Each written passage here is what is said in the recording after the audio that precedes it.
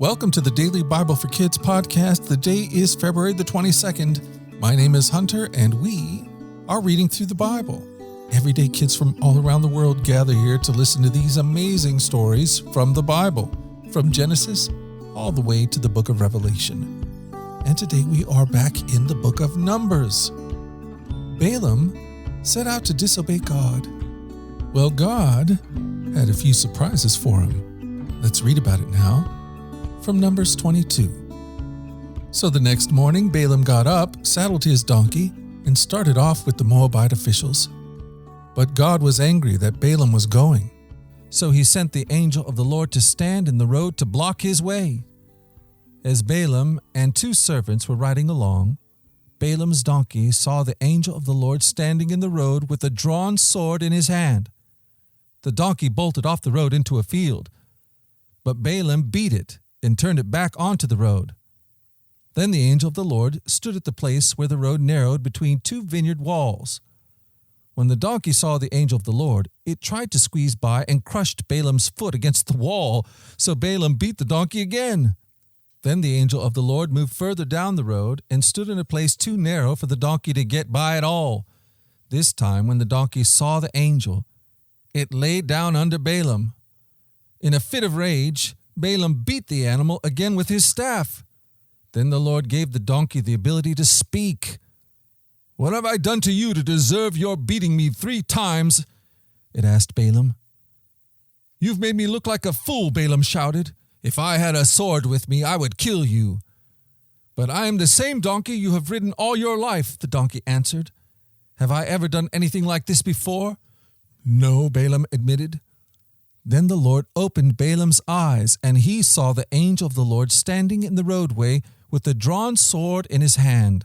Balaam bowed his head and fell face down on the ground before him. "Why did you beat your donkey those 3 times?" the angel of the Lord demanded. "Look, I have come to block your way because you are stubbornly resisting me. 3 times the donkey saw me and shied away. Otherwise, I would certainly have killed you by now and spared the donkey." Then Balaam confessed to the angel of the Lord, "I have sinned. I didn't realize you were standing in the road to block my way. I will return home if you're against my going." But the angel of the Lord told Balaam, "Go with these men, but say only what I tell you to say." So Balaam went on to Balak's officials. When King Balak heard that Balaam was on the way, he went out to meet with him at a Moabite town on the Arnon River at the farthest border of his land. "Didn't I send you an urgent invitation? Why didn't you come right away?" Balak asked Balaam. "Didn't you believe me when I said I would reward you richly?"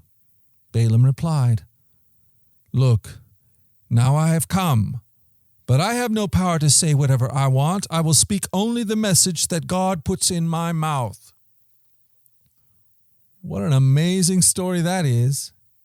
Have you ever wished that animals could talk to you? This donkey had some very wise advice for Balaam. He kept Balaam from disobeying God and being punished by the angel.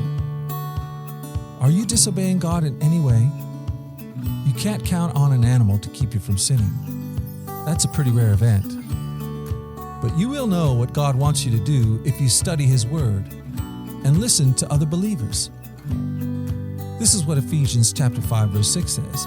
"Don't be fooled by those who try to excuse these sins, for the anger of God will fall on all who disobey Him." Well, there you have it. We've done it again. We've spent another day in the Bible.